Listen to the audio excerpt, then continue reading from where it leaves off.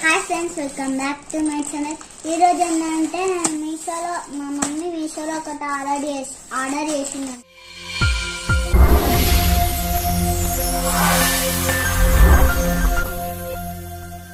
అన్నమాట. అది ఈరోజు వచ్చింది. ఇప్పుడు మీకు అది చూపిస్తాను అన్నమాట.